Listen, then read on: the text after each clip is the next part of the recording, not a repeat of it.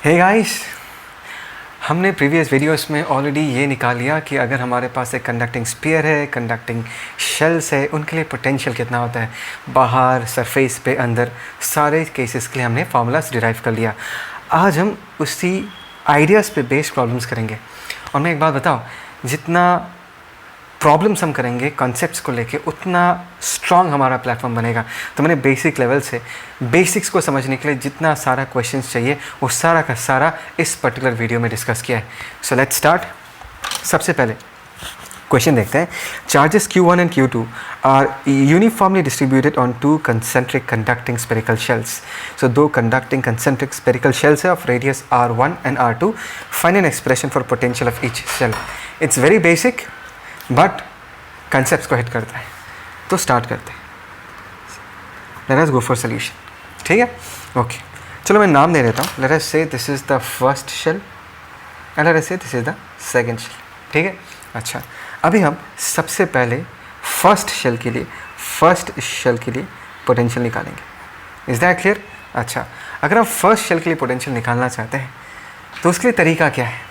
देखो, तुमको ये इस बात समझना है कि पोटेंशियल एक स्केलर क्वांटिटी है, और अगर मुझे किसी एक जगह पर पोटेंशियल निकालना है तो आसपास जितने सारे चार्ज कॉन्फ़िगरेशंस हैं सबका कंट्रीब्यूशन हमको देखना पड़ेगा। ठीक, ओके। तो इस पर्टिकुलर क्वेश्चन में Q1 एक चार्ज कॉन्फ़िगरेशन है, Q2 एक चार्ज कॉन्फ़िगरेशन है। तो अगर मुझे इस पर्टिकुलर इंटरनल पॉइंट पे पोटेंशियल बताना है तो मुझे Q1 का भी कंट्रीब्यूशन बताना पड़ेगा, Q2 का भी कंट्रीब्यूशन बताना पड़ेगा। और इसके लिए हम कौन सा प्रिंसिपल यूज़ करते हैं? We use the principle of superposition. याद है ना ये क्या टेक्निक था? इसमें हम ये मानते हैं कि एक चार्ज कॉन्फ़िगरेशन के लिए कितना पोटेंशियल होगा वो दूसरा चार्ज कॉन्फ़िगरेशन का प्रेजेंस अफेक्ट नहीं करेगा। मतलब सीधा बोलूँ, पहले वाले के लिए कितना बनेगा वो लिखो, दूसरे वाले के लिए कितना पोटेंशियल बनेगा वो लिखो और ऐड कर दो, बस सीधा। ठीक है, तो फर्स्ट शेल देखते हैं। फर्स्ट शेल के केस में क्या है, मैंने पूछा कि यार इसके सरफेस पे कितना पोटेंशियल होगा। तो सबसे पहले मैं Q1 चार्ज को पूछूंगा, Q1 चार्ज ये बताओ तुम्हारे लिए इस सरफेस पे कितना पोटेंशियल बनेगा, और इस शेल पे जो Q1 चार्ज है अपने सरफेस पे कितना पोटेंशियल बनाता है, KQ/R, right. So V1 in this case is equal to KQ1 by इसका रेडियस कितना हो जाएगा, R1। तो हमने यहाँ पर Q1 का कंट्रीब्यूशन देख लिया। अभी मैंने पूछा भाई ये बताओ, किसको पूछा? Q2 को पूछा। Q2 ये बताओ कि तुम्हारे लिए, तुम्हारे प्रेजेंस के लिए इसके इस जगह पर इंटरनल पॉइंट पे कितना पोटेंशियल होगा। अभी ये ध्यान रखना, जब हमने Q2 के बारे में डिस्कस किया तो अपने दिमाग में Q1 को इनविजिबल कर दो, मतलब Q1 प्रेजेंट नहीं है। Q1 का प्रेजेंस Q2 के कारण जो पोटेंशियल बनेगा उसको अफेक्ट नहीं करेगा। Is that clear? ओके। तो Q2 बोलेगा सर देखो ये जो पॉइंट है ये तो इंटरनल पॉइंट है, मेरा शेल तो ऐसा है और ये पॉइंट जो मेरे अंदर है। और इंटरनल पॉइंट पे हमने क्या सीखा है, पोटेंशियल क्या होता है, सरफेस पे जितना पोटेंशियल होता है इंटरनल पॉइंट पे भी एग्जैक्टली उतना ही पोटेंशियल होता है। तो ये बताओ कि इसके सरफेस में कितना पोटेंशियल है। इसके सरफेस पे होगा KQ2/R2। So this is the potential for the inner shell. Surface पे जितना होगा अंदर भी उतना होगा, दोनों को ऐड कर दो तो हमको फर्स्ट शेल का पोटेंशियल पता चल जाएगा। Is that clear? ओके। अभी हम देखते हैं second shell. In this case second shell के लिए कितना पोटेंशियल होगा, सेम लॉजिक उसको हम यूज़ करते हैं। मतलब बाहर वाले शेल के लिए मैंने Q1 को पूछा, Q1 भाई ये बता कि इस जगह का पोटेंशियल क्या है। तो Q1 वाला शेल बोलेगा सर ये जहाँ पर आप पूछ रहे हो ना that is an external point, और एक्सटर्नल पॉइंट पे अगर मुझे पोटेंशियल बताना है तो आप मेरे को सेंटर पे कंसंट्रेट कर दो, और सेंटर पे कंसंट्रेट करके जितना पोटेंशियल बनता है उतना लिख दो, सिंपल। तो Q1 को सेंटर पे बिठा दिया, फील आ रहा है ना, सेंटर पे बिठा दिया Q1, और ये जगह कितने डिस्टेंस पे है, सेंटर से ये जगह R2 डिस्टेंस पे है। तो पोटेंशियल कितना होगा, that is KQ1 divided by what, R2। ये हो गया Q1 का कंट्रीब्यूशन। अभी Q1 को भूल जाओ। Q1 दिख रहा है क्या तुमको? दिख रहा है? नहीं दिख रहा? नहीं दिखना चाहिए, बिकॉज Q1 का कहानी खत्म हो चुका। अभी किसको देख रहे हो? Q2 को देख रहे हो। Q2 को पूछा भाई ये बता कि यहाँ पर पोटेंशियल क्या है। Q2 बोलेगा सर ये जगह तो मेरा ही सरफेस है, और सरफेस में कितना पोटेंशियल होता है, that is KQ2 divided by what, R2। Is that clear? बोलो समझ आया या नहीं आया? इट्स वेरी सिंपल, बट यहीं से बेसिक बनता है। This is how you use the principle of superposition. ठीक है, ओके। ओके, ये नेक्स्ट क्वेश्चन देखते हैं। बढ़िया क्वेश्चन है। क्वेश्चन पढ़ते हैं। Point charge plus Q is placed at the centre of the sphere. Plus Q जो है it is placed at the centre of the sphere having inner radius A and outer radius B। ठीक है ना। मतलब मैं तुमको ये बता देता हूँ कि ये जो अंदर का रीजन है ये कैविटी है, क्वेश्चन में मेंशन नहीं है बट इट इज़ अंडरस्टूड कि ये जो अंदर का रीजन है दिस इज़ कैविटी, मतलब गड्ढा है। ठीक है, ये समझ के रखना, ये खाली है ये जगह। The hollow spherical conductor is uncharged, ये जो हॉलो स्पेरिकल कंडक्टर है, ये जो पोर्शन है, ये कंडक्टर है हमारा, अंदर तो गड्ढा है, ये अनचार्ज्ड है, इसके पास कोई चार्ज नहीं है, लेकिन सेंटर पे क्यू चार्ज रखा गया है। Find the potential at different points of the sphere both inside and outside, मतलब अलग अलग जगह कितना पोटेंशियल होगा वो पूछा गया है। ठीक है ना। Okay, let's start solving this. But उसके पहले ना मेरे को बहुत मन कर रहा है कि मैं तुमको एक बार इन सरफेसेस में कैसा चार्जेस डिस्ट्रीब्यूट होगा उसको लेके एक बार बताओ तुमको। ठीक है ना। अभी देखो यहाँ पर क्यू चार्ज है, अगर यहाँ पर क्यू चार्ज है, क्यू तो माइनस क्यू को पसंद करता है ना, और ये पूरा एक कंडक्टर का टुकड़ा है, पीस है, तो ये जो क्यू है ये जो सरफेस है, इस सरफेस में वो नेगेटिव चार्जेस को अपने पास बुलाएगा बिकॉज वो पसंद करता है। तो सारे नेगेटिव चार्जेस कंडक्टर में मूव करके यहाँ आके जमा हो जाएंगे और इसका वैल्यू होगा माइनस क्यू। ठीक है, तुम ये समझ सकते हो कि प्लस क्यू से जितना सारा फील्ड लाइन्स निकलेगा ना, ऐसा ये सारे फील्ड लाइन्स है ना, वो सारा प्लस क्यू से निकलेगा और माइनस से पे ख़त्म हो जाएगा ऐसा। और एक बात याद रखना कि ये जो कंडक्टर है ये तो अनचार्ज्ड है, इसके पास कोई चार्ज नहीं है, तो टोटल में हमेशा चार्ज ज़ीरो ही रहना पड़ेगा। तो एक तरफ सरफेस में अगर माइनस क्यू आ गया, दूसरी तरफ कौन सा चार्ज आएगा, दूसरी तरफ मतलब आउटर मोस्ट सरफेस में कितना अमाउंट ऑफ चार्ज तुमको दिखाई देगा, बोलो। आउटर मोस्ट सरफेस में तुमको plus q amount of charge दिखाई देगा। Is that clear. और यहाँ से जो फील्ड लाइन्स निकलेगा वो field lines will always be perpendicular to the surface and they will be radially outward and they will look like this. कुछ feel आ रहा है ना, पक्का इन चीज़ों को समझो। ठीक है ना, ऐसे डिस्ट्रीब्यूटेड है, this is how the field line distribution looks like. लेकिन क्वेश्चन क्या है, क्वेश्चन में यही पूछा गया कि अलग अलग जगह पोटेंशियल बताओ।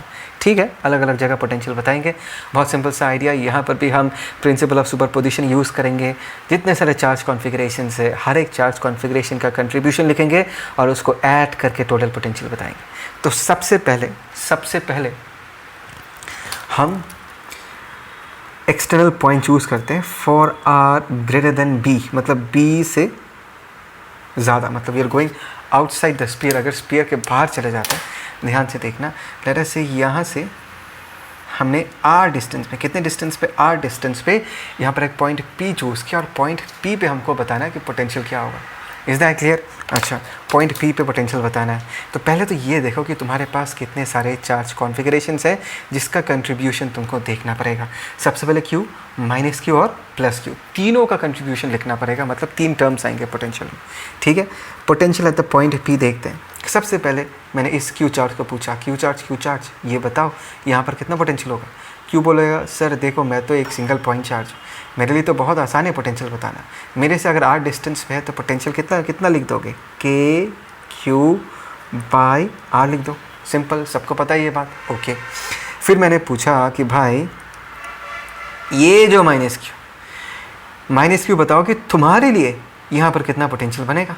तो माइनस क्यू बोलेगा सर देखो आपने जिस जगह पर पोटेंशियल पूछा है वो मेरे रेस्पेक्ट में तो एक्सटर्नल पॉइंट है, ये जो माइनस क्यू दिख रहा है ये मेरे रेस्पेक्ट में एक्सटर्नल पॉइंट है। तो ऐसे केसेस में आप क्या कर सकते हो, पूरे माइनस क्यू को सेंटर पे कंसंट्रेट कर दो और सेंटर पे कंसंट्रेट करके यहाँ बताओ पोटेंशियल कितना है। तो माइनस क्यू को अगर हमने सेंटर पे कंसंट्रेट कर दिया तो माइनस क्यू का यहाँ से डिस्टेंस कितना होगा, आर, तो पोटेंशियल कितना बनेगा, that is k minus q divided by what, r. ये तो हो गया सेकेंड वाले कन्फिग्रेशन का कंट्रीब्यूशन। प्लस अभी लास्ट एक चार्ज कॉन्फ़िगरेशन बाकी, इस प्लस क्यू का कॉन्फ़िगरेशन। इस प्लस क्यू को पूछा तो ये भी बोलता है सर ये भी तो एक्सटर्नल पॉइंट ही है ना मेरे लिए, मैं तो इधर हूँ, मेरे लिए तो एक्सटर्नल पॉइंट है। आप मेरे को भी सेंटर में कंसंट्रेट करो और बताओ पोटेंशियल कितना होगा। सेंटर पे कंसंट्रेट किया, आर डिस्टेंस पे है, तो पोटेंशियल कितना होगा, that is k q divided by what, r. So this are the potential. ध्यान से देखो, ये और ये कैंसिल आउट हो जाएगा और पोटेंशियल का वैल्यू कितना हो जाएगा, that is k q by r. I hope so तुमको फील आ रहा है, right. This is how we find out the potential. हमेशा सारे चार्ज कॉन्फ़िगरेशंस का कंट्रीब्यूशन तुमको देखना पड़ेगा। ठीक है, आर ग्रेटर देन बी के लिए देख लिया, एक बार ये देख लेते कि for r equal to b के लिए क्या होगा, ये भी देख लेते हैं आर इक्वल टू बी के लिए क्या होगा। आर इक्वल टू बी का मतलब क्या है, we are talking about a point which is located at the surface, इस सरफेस पे पूछा गया है, ठीक है ना, आर इक्वल टू पी। यहाँ पर मैं डायग्राम एरोस नहीं दे रहा, बट आई होप सो तुम समझ पाओगे। इसके सरफेस पे पोटेंशियल पूछा है, तो चालू करते हैं। इसके सरफेस पे पोटेंशियल क्या होगा। सबसे पहले इस प्लस क्यू को बोलता हूँ। प्लस क्यू बोलेगा सर आपने मेरे सरफेस पे ही पूछा है, तो मेरे सरफेस पे मेरे लिए कितना पोटेंशियल होगा, दैट इज़ के क्यू, और मेरे शेल का रेडियस, और मेरे शेल का रेडियस कितना, मेरे शेल का रेडियस है बी, सो हमने लिख दिया k q by b. Is that clear? Okay. फिर मैंने पूछा माइनस क्यू, ये बताओ कि इस जगह पर सरफेस पे कितना पोटेंशियल होगा। माइनस क्यू बोलेगा सर ये देखो फिर से आपने एक्सटर्नल पॉइंट ले लिया, तो माइनस क्यू को सेंटर पे कंसंट्रेट करो, और यहाँ से यहाँ तक का डिस्टेंस कितना है, बी डिस्टेंस पे है, तो माइनस क्यू का कंट्रीब्यूशन होगा k minus q divided by b. Plus इस प्लस क्यू को पूछा सर मेरे से इस पॉइंट का डिस्टेंस, मतलब सरफेस का डिस्टेंस बी है, तो कितना पोटेंशियल होगा, that is k q by b. Is that clear? तो यहाँ पर ये ने इसको मार दिया और बचा सिर्फ के क्यू बाई बी। तो ये हो गया हमारा potential at the surface. Surface मतलब मैं यहाँ के बारे में बात कर रहा हूँ। Is that clear? ओके। अभी अगर मैं तुमको पूछता हूँ for r greater than a but r less than b, इसका मतलब क्या है? इसका मतलब ये है आर ग्रेटर देन ए मतलब इस पॉइंट से इस तरफ, और बी से छोटा मतलब we are talking inside this conductor. इस कंडक्टर के अंदर कहीं पर कितना पोटेंशियल होगा वो बताना है, ठीक है ना। That means somewhere inside. In this case late us से मैंने आर को यही मान लिया, चलो लेट अस से यहाँ पर लेट अस से ये हमने पी माना, ये हमने क्यू माना। अच्छा क्यू माने से फिर कन्फ्यूजन हो जाएगा, क्यों नहीं मानते इसको हम ए मानते, ठीक है ना। इस ए वाले लोकेशन पे पोटेंशियल बताना है, ठीक। अच्छा देखो इसमें ना मैं सीधा लॉजिक यूज़ करूँगा, इसमें मैं कुछ कैलकुलेशन यूज़ नहीं करूँगा। मैंने तुमको पहले भी बताया था कि कोई भी जगह पर पोटेंशियल अगर हमको बताना है तो बेसिकली क्या होता है कि एक कॉलम चार्ज को अगर मैं इन्फिनिटी से, कहाँ से, इन्फिनिटी से अगर एक कॉलम चार्ज को लेके आता हूँ पॉइंट ए तक, समझ में आ रहा है, कहाँ से, इन्फिनिटी से, प्लस 1 कॉलम चार्ज को अगर मैं लेके आता हूँ, माय गॉड तुमको तो दिखाई नहीं दे रहा, एक मिनट रुको, ठीक है अभी दिखाई दे रहा, आई होप सो दिखाई दे रहा, ठीक है ओके। ये जो +1 कॉलम चार्ज है इसको अगर हम इन्फिनिटी से इस जगह तक लेके आते हैं तो जितना पोटेंशियल एनर्जी क्रिएट होगा वही होगा पोटेंशियल। अच्छा अभी एक बात बताऊँ, +1 कॉलम चार्ज को अगर हम इन्फिनिटी से लेके आए तो इलेक्ट्रिक फील्ड कब तक काम करेगा। +1 कॉलम आ रहा है, इलेक्ट्रिक फील्ड इस पर काम कर रहा है। सरफेस तक कितना काम हो गया, हमने सरफेस पे जस्ट नाउ ये वाला एक्सप्रेशन लिखा, सरफेस तक इलेक्ट्रिक फील्ड ने इतना काम कर लिया, मतलब पोटेंशियल के टर्म्स में। उसके बाद अगर हम +1 कॉलम चार्ज को इस कंडक्टर के अंदर डालें और लेके जाए तो उसको एक भी इलेक्ट्रिक फील्ड नहीं मिलेगा, बिकॉज कंडक्टर के अंदर इलेक्ट्रिक फील्ड 0 है, तो सरफेस तक जितना काम हुआ उतना ही रहा। उसके बाद अगर अंदर जाओगे तो इलेक्ट्रिक फील्ड काम नहीं कर रहा, पॉइंट ए तक पहुँचोगे, उसके बाद फर्दर और काम नहीं होता, जितना काम होता है वो सरफेस तक ही हुआ है, उसके बाद और काम नहीं हुआ। तो पॉइंट ए में कितना पोटेंशियल होगा, सरफेस तक जितना काम हुआ है पॉइंट ए में भी वही पोटेंशियल होगा। तो मैं लिख दूंगा ओके फाइन। अगर आप मुझे पूछ रहे हो पॉइंट ए में कितना पोटेंशियल है, मैं सीधा ये बताऊंगा कि सरफेस में कितना पोटेंशियल है, और सरफेस पे पोटेंशियल हमने निकाला था वो कितना था, k q by b. Is that clear? समझ में आ रहा है तुमको पक्का? ओके ये हो गया हमारा सरफेस पे पोटेंशियल, नॉट सरफेस सॉरी, अंदर पोटेंशियल हमने पता कर लिया। अभी देखो अगर तुम मुझे पूछोगे सर R = A पे, अच्छा ये भी लिख लेता हूँ, फॉर R = A पे इस पे कितना पोटेंशियल होगा, ये तो तुम कैलकुलेट करके भी निकाल सकते हो। चलो कैलकुलेट करके निकाल देता हूँ। Potential the point R = A, यहाँ पर पोटेंशियल बता रहा है। फिर से प्रिंसिपल ऑफ सुपरपोजिशन, +Q के लिए ये पॉइंट एक इंटरनल पॉइंट है, तो +Q के सरफेस पे जितना पोटेंशियल होगा इंटरनल पॉइंट पे उतना ही पोटेंशियल होगा। के क्यू बाई बी इसके सरफेस पे है के क्यू बाई बी, तो इस पॉइंट पे भी के क्यू बाई बी, प्लस इस -Q के लिए क्या होगा, ये जो पॉइंट है वो तो -Q के सरफेस पे ही है, तो कितना होगा, दैट इज़ के -Q सरफेस पे होने से कितना पोटेंशियल होता है, उसका रेडियस वो कितना हो जाएगा, A। Is that clear? Okay -Q का कंट्रीब्यूशन देख लिया। इस Q के लिए कितना होगा, इस Q से A डिस्टेंस पे है तो पोटेंशियल कितना होगा, that is k q by A. -Q by A plus के क्यू बाई ए एक दूसरे को मार देता है, तो यहाँ पर क्या बचता है, that is k q by B. कुछ आया समझ में? इसका मतलब क्या है? देखो ये और ये दोनों का वैल्यू सेम है, होना ही चाहिए यार, बिकॉज सरफेस तक जितना पोटेंशियल था वही पोटेंशियल कब तक मेंटेन होगा, जब तक उस +1 कूलम चार्ज को कोई इलेक्ट्रिक फील्ड नहीं मिलता, और पूरा यहाँ से चालू करके यहाँ तक, पूरा यहाँ से चालू करके यहाँ तक इसके सरफेस तक उसको कोई इलेक्ट्रिक फील्ड नहीं मिलता, तो सरफेस पे जितना पोटेंशियल है यहाँ तक भी उतना ही पोटेंशियल होगा R = A तक। अभी हम घुसते हैं for R A। I hope so तुमको समझ में आ रहा है। A का मतलब है हम अंदर घुस चुके हैं, वी हैव गॉन इनसाइड यहाँ पर, ठीक है ना। मैं डायग्राम नहीं बना रहा, अंदर घुस चुके। अभी अगर मुझे यहाँ पर पोटेंशियल बताना है, चलो सेंटर से कितने डिस्टेंस पे है, लेट अस से अभी ये सेंटर से कितने डिस्टेंस पे, R डिस्टेंस पे है, तो Q के लिए इस जगह पर कितना पोटेंशियल बनेगा, सीधा लिख दो KQ/R, इसमें तो कोई टेंशन है ही नहीं। प्लस फिर मैंने पूछा -Q यहाँ पर कितना पोटेंशियल होगा, सर इंटरनल पॉइंट है, लिख दो। अच्छा, इंटरनल पॉइंट के लिए कितना होता है, जितना सरफेस पे उतना ही होता है। सरफेस पे कितना पोटेंशियल है यार, सरफेस में पोटेंशियल है K-Q/A, वही हमने लिख दिया, ठीक है। अभी हमने +Q को पूछा, +Q बताओ कितना पोटेंशियल होगा, ये बोलेगा सर फिर से मेरे लिए तो इंटरनल पॉइंट ही है, क्योंकि ये जो पॉइंट है वो तो मेरे अंदर है, तो मेरे सरफेस में जितना पोटेंशियल है अंदर भी उतना ही पोटेंशियल होगा। और सरफेस पे कितना होगा, दैट इज़ KQ बाई इसका रेडियस कितना हो गया, this is P। Is that clear? समझ में आया मैंने क्या कहा? तो ये हो गया हमारा पोटेंशियल। मतलब 1 by 1 तुमको ये देखना है, हमेशा याद रखना है कि शेल हो या कंडक्टिंग स्फीयर हो, अंदर कभी इलेक्ट्रिक फील्ड होता नहीं है, तो सरफेस में जितना पोटेंशियल बनता है अंदर में भी उतना ही पोटेंशियल रहता है। Is that clear? I hope सो तुमने ये डिस्कशन एंजॉय किया है। आगे बढ़ते हैं। ये बहुत मज़ेदार क्वेश्चन है। यहाँ पर हम फर्स्ट टाइम एक नया कंसेप्ट को देखेंगे, सीखेंगे। एंड मैं पर्सनली बिलीव करता हूँ यार, क्वेश्चन से जो हम कंसेप्ट सीखते हैं ना वो सबसे मज़ेदार होता है, बिकॉज हमको प्रॉपर्ली दिखता है कि क्या हो रहा है। क्वेश्चन पढ़ते हैं। A spherical conductor of radius R1 is charge to a potential V. It is enclose by another conducting shell of radius R2 if both of them are connected by a wire. अगर मैंने दोनों को wire से connect कर दिया, find the final charges on each sphere. दोनों sphere में कितना चार्जेस है वो पूछा गया, and also calculate their potentials. Finally कितना पोटेंशियल है वो भी बताना है, दोनों चार्जेस का, दोनों स्फीयर में कितना चार्जेस है वो भी बताना है, ठीक है ना. तो सबसे पहले ये समझ लो कि ये बाहर वाला जो शेल तुमको दिख रहा है, कंडक्टिंग शेल, ये पहले नहीं था, पहले सिर्फ ये था, ठीक है, और इसका पोटेंशियल V दिया हुआ है. Try to understand. चलो सॉल्व करते हैं. तो अभी अगर मैंने माना कि इनिशियली सिर्फ यही प्रेजेंट था और इसका पोटेंशियल V दिया हुआ है, तो V की जगह हम लोग क्या लिख सकते हैं, लेट अस से इसमें कितना चार्ज हमने मान लिया, लेट अस से इनिशियली, हाँ ये है इनिशियली Q1 चार्ज इसके पास. तो यहाँ पर अगर Q1 चार्ज है तो इसका पोटेंशियल कितना होगा कि Q1/x, और यहाँ पर हम Q1 को क्या लिख सकते हैं, नॉट x, KQ1/R1 होगा इन this case, this will be R1, और Q1 की जगह हम लोग क्या लिख सकते हैं, VR1/K. आई होप सो तुमको ये समझ आया. This is the value of Q1, ठीक. अच्छा, अभी बोला है कि अगर मैंने दोनों शेल्स को एक कंडक्टिंग वायर से जोड़ दिया तो क्या होगा, ठीक है. अच्छा एक बात बताओ, कंडक्टिंग वायर मतलब ऐसा एक रास्ता जो कि चार्ज को अपने थ्रू फ्लो करने देगा. तो अभी अगर मैं ऐसे करके एक वायर लगा दूँ, क्या तुमको लगता है कि यहाँ से कुछ चार्जेस मूव करके इस शेल तक जाएगा, नेक्स्ट बाहर वाले शेल तक जाएगा?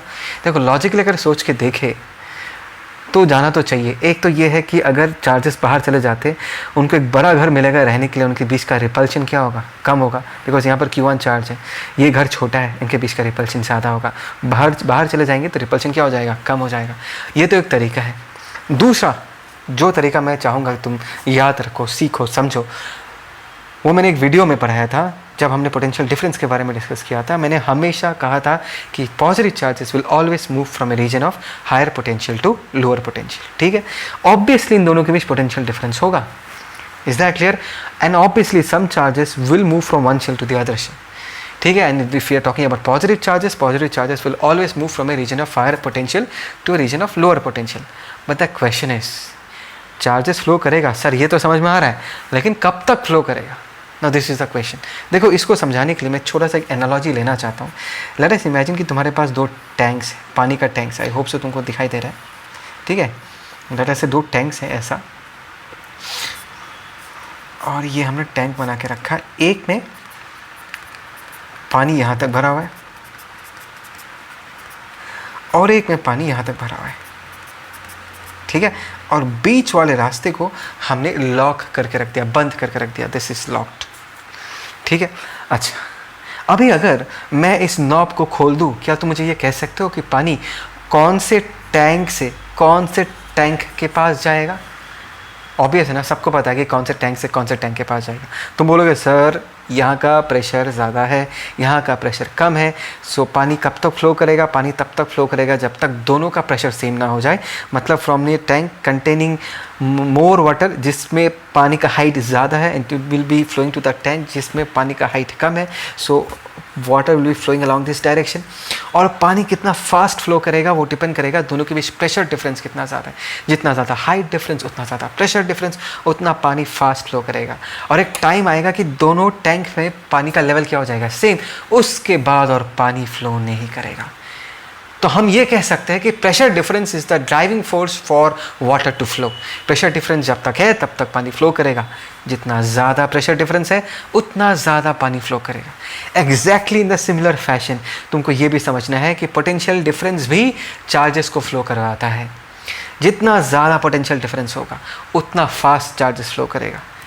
और कब तक फ्लो करेगा? जब तक दोनों जगहों का पोटेंशियल डिफरेंस या दोनों जगहों का पोटेंशियल सेम ना हो जाए या पोटेंशियल डिफरेंस ज़ीरो ना हो जाए।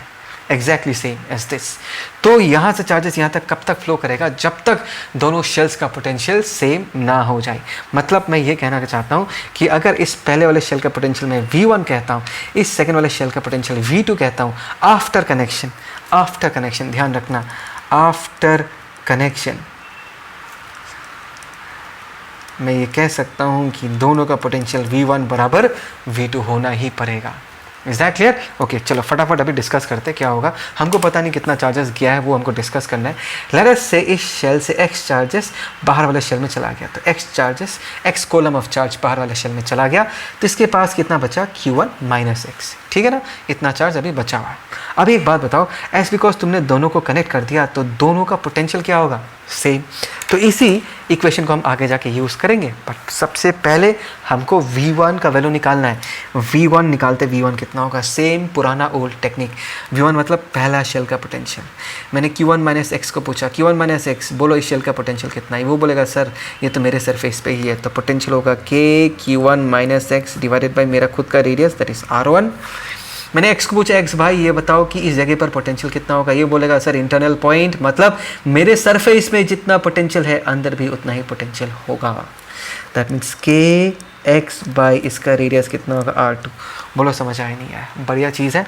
नेक्स्ट हम देखते हैं V2 कितना होगा। V2 मतलब बाहर वाले शेल का पोटेंशियल। मैंने पूछा Q1 माइनस एक्स, यहाँ का पोटेंशियल क्या होगा बताओ? तो Q1 माइनस एक्स बोलता है सर ये तो एक्सटर्नल पॉइंट है, मैं चला जाता हूँ यहाँ पर। अगर ये यहाँ पर आ गया, ये डिस्टेंस कितना होगा? ये R2 डिस्टेंस होगा। तो Q1 minus x is at a distance of R2 from the shell. तो Q1 माइनस एक्स के लिए इस जगह पर पोटेंशियल कितना होगा? That is K Q1 minus x. Can you tell me the distance? The distance in this case is what? R2। Is that clear? पक्का? Okay. Plus अभी मैं देखता हूँ कि x के लिए कितना होगा। ये तो मेरा ही सरफेस है, तो x के लिए कितना होगा? KX divided by R2। ठीक है, इज दैट क्लियर? तो हमको ये समझ में आ गया। अभी हम ये इक्वेशन यूज़ करेंगे V1 इक्वल टू V2। अभी अगर हम दोनों को इक्वेट करते हैं, चलो मैं लिख लेता हूँ K Q1 minus x divided by R1 plus KX divided by R2, that is equal to K Q1 minus x divided by R2 plus KX divided by R2। ध्यान से देखो, ये इसको मार देगा। अच्छा, इन दोनों को कंपेयर करूँगा तो K गायब, तो ऊपर क्या बचा? ऊपर बचा तुम्हारा Q1 minus x divided by R1 is equal to Q1 minus x divided by R2। यहाँ पर तुम्हारा दिमाग ख़राब हो जाना चाहिए। ख़राब हुआ ही नहीं हुआ? ख़राब होना चाहिए सर देखो न्यूमरेटर सेम है, डिनोमिनेटर अलग अलग है। मुझे पता है कि R1 R2 डेफिनेटली अलग है, they can never be equal. तो how come this quantity is equal to this quantity? चलो दिमाग चलाओ, how come this quantity is equal to that quantity? दिमाग चलाओ। एक ही पॉसिबिलिटी है इन दोनों चीज़ों के इक्वल होने का। ये तभी पॉसिबल होगा जब ये क्वांटिटी ज़ीरो है और ये क्वांटिटी भी ज़ीरो है। देखो R1 R2 तो कभी बराबर हो नहीं सकता। अगर इस चीज़ को इसके बराबर होना है तो Q1 माइनस एक्स को ज़ीरो होना पड़ेगा। तो ये पूरा चीज़ ज़ीरो हो जाएगा, ये भी पूरा चीज़ क्या हो जाएगा? Zero. Zero equal to zero. I hope so तुमको समझ में आया। विच मीन्स क्या लिखूँगा मैं? बहुत बढ़िया चीज़। क्या लिखूँगा? Which means that Q1 minus x को भाई ज़ीरो होना पड़ेगा। इसका मतलब है x का वैल्यू क्या हो गया? Q1। x का वैल्यू Q1 समझ आया x का वैल्यू q1 का मतलब क्या है? x का वैल्यू q1 का मतलब है कि भाई सारा चार्जेस इस अंदर वाले शेल को छोड़ के बाहर वाले शेल में चला जाता है, अंदर कुछ नहीं रहता। अंदर चार्ज क्या है? 0, और x का वैल्यू कितना हो गया? x का वैल्यू हो गया q1, और अंदर कितना चार्ज रह गया? अंदर चार्ज रह गया 0। ये बहुत इंपॉर्टेंट है, कंक्लूशन है, इसको हमेशा याद रखना कि अगर तुम दो शेल्स है और दोनों को कनेक्ट कर दोगे तो अंदर वाले शेल में कोई चार्ज नहीं रहेगा, सारा चार्ज भाग भाग के आउटर शेल में चला जाएगा। Is that clear? ओके। अभी पूछा क्या है कि पोटेंशियल कितना है, चाहे अंदर वाले का हो चाहे बाहर वाले का हो, पोटेंशियल तो एक ही होगा, v1 = v2 and v1 = v2 कहीं पर भी वैल्यू पुट कर दो, q1 - x कितना हो जाए? 0, और बचेगा सिर्फ kx/r2। x की जगह हमने क्या लिख दिया कि q1/r2, और भी सजा के लिखना है तो अगर तुमको v के फॉर्म में लिखना है तो q1 को तुम क्या लिख सकते हो? vr1/k, ये k इस k को मार देता है तो बचता क्या है? vr1/r2। तो ये हो गया दोनों शेल्स का पोटेंशियल, बिकॉज दोनों का पोटेंशियल क्या होगा? सेम। मज़ा आया नहीं आया? बहुत बढ़िया क्वेश्चन है यार, मेरे को तो मज़ा आया, तुमको भी मज़ा आना चाहिए। ठीक, तो इसको यहाँ कंप्लीट करते हैं। आई होप सो तुमने ये एंजॉय किया।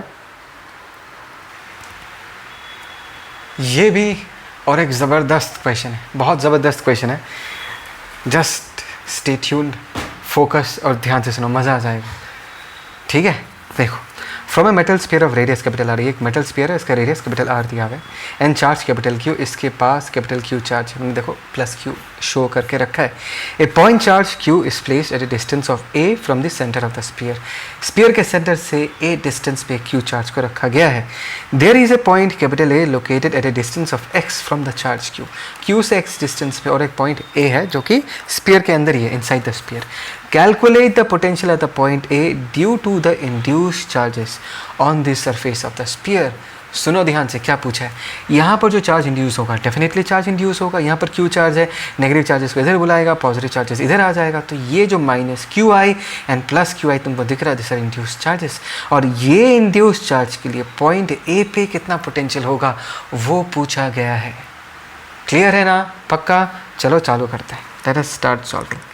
ध्यान से सुनना, बहुत बढ़िया कंसेप्ट है, सब जानते हो तुम, लेकिन सुन के मजा आएगा। ध्यान से देख, क्या तुम ये मानते हो, डू एग्री कि ये एक मेटालिक स्फीयर है, विच मीन्स ये जो स्फीयर के अंदर का जो वॉल्यूम है वो एक इक्विपोटेंशियल वॉल्यूम है। Do you agree with this? It is an equipotential volume, because मैंने हमेशा सिखाया कि मेटालिक स्फीयर या कंडक्टर के अंदर पोटेंशियल कभी भी चेंज नहीं होगा। और उसका रीज़न तुमको पता है, कम ऑन टेल मी, क्या रीज़न है?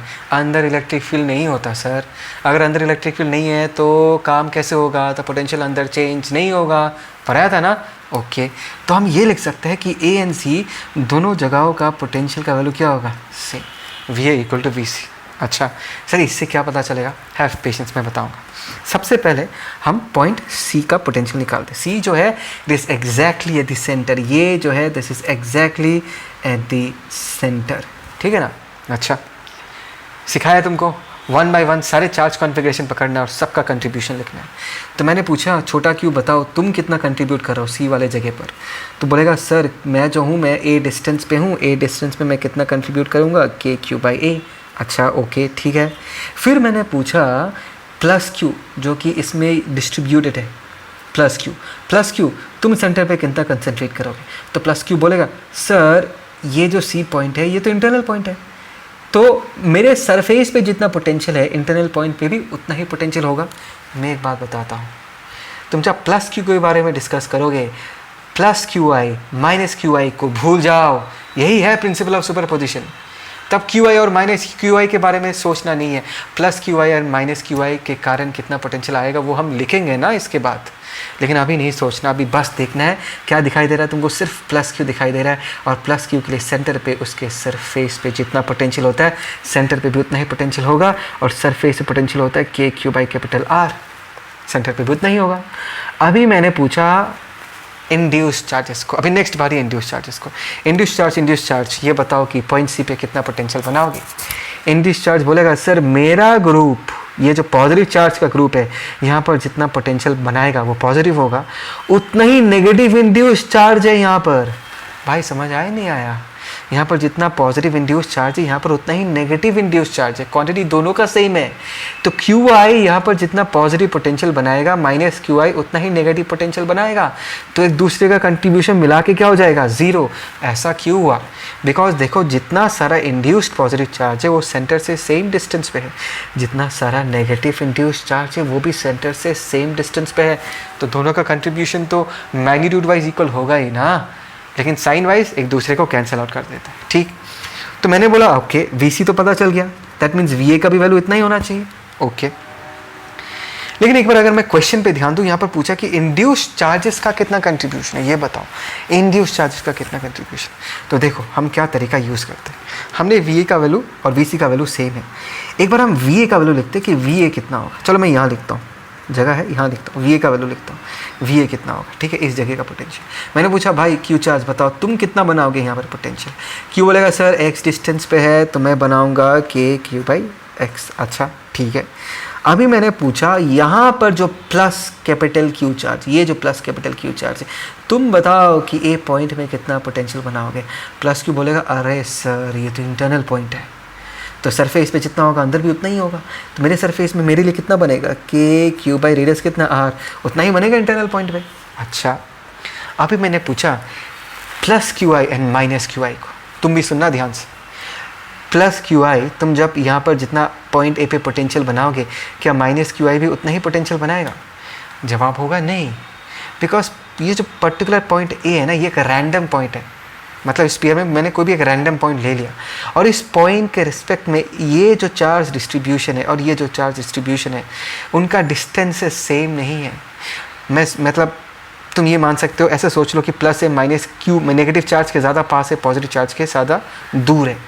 तो प्लस क्यू आई के कारण जितना पोटेंशियल यहाँ पर बनेगा, माइनस क्यू आई के कारण, पूरा माइनस क्यू आई के कारण जितना पोटेंशियल बनेगा, they will not cancel out because point A is not symmetric और not same as compare to plus q i वाला charge and minus q i वाला चार्ज। ये एक रैंडम लोकेशन है, इसलिए इन दोनों ग्रुप का पोटेंशियल यहाँ पर कैंसिल आउट नहीं होगा। सेंटर पे क्यों कैंसिल आउट हो रहा था यार? सेंटर पे तो प्लस क्यू आई का डिस्टेंस सेम था, माइनस क्यू आई का भी डिस्टेंस सेंटर से सेम है, इसीलिए कैंसिल आउट हो रहा था। ए पे नहीं होगा बिकॉज ये वैलिड नहीं है इन दिस केस। तो हमको तो पता तो नहीं है, तो हमने लिख दिया चलो इंड्यूस्ड चार्जेस के लिए जो कंट्रीब्यूशन है वो हमने वी इंड्यूस्ड लिख दिया। और हमने जस्ट नाउ देखा कि वी ए और वी सी का वैल्यू क्या है, सेम। तो यहाँ पर हम क्या लिख देंगे, वी ए की जगह ये लिख देंगे, दैट इज के छोटा क्यूब बाई ए प्लस के कैपिटल क्यूब बाई आर। ध्यान से देखो ये इसको मार देगा, तो यहाँ पर बचा पोटेंशियल इंड्यूस्ड। पोटेंशियल इंड्यूस कितना होगा, come on tell me potential induced. देखो ये तक हमने कितना चालाकी यूज़ किया इस क्वेश्चन में, के क्यू बाई ए और ये चला गया इधर, ये कितना हो गया माइनस के क्यू बाई एक्स। तो ये हो गया हमारे पास हमारा induced potential because of the induced charges at a random point a inside the sphere. Random मतलब मैं कहीं पर भी मान सकता हूँ इसको, ठीक है ना। फाइन, मज़ा आया, मज़ा आना चाहिए। आई होप सो तुमको ये समझ में आया। This is the first part of the discussion, और एक सेकेंड पार्ट का मैं वीडियो बनाऊँगा, वो अर्थिंग को लेके होगा, वो भी बहुत बहुत सही कंसेप्ट है उसमें। आई होप सो तुमको पूरा पोटेंशियल का फील आया, तुमको ये समझ में आया कि पोटेंशियल कैसे यूज़ करना पड़ता है। और मैं बार बार फिर से रिपीट कर रहा हूँ यार, क्वेश्चंस करना है, सिर्फ थ्योरी पढ़ने से नहीं होगा, क्वेश्चंस करना है। क्वेश्चंस पढ़ के ही तुमको किसी कंसेप्ट का 100% नॉलेज मिलेगा, ठीक है। I hope so you are enjoying this discussion. Stay with me, stay tuned for the next video. चलो, थैंक यू।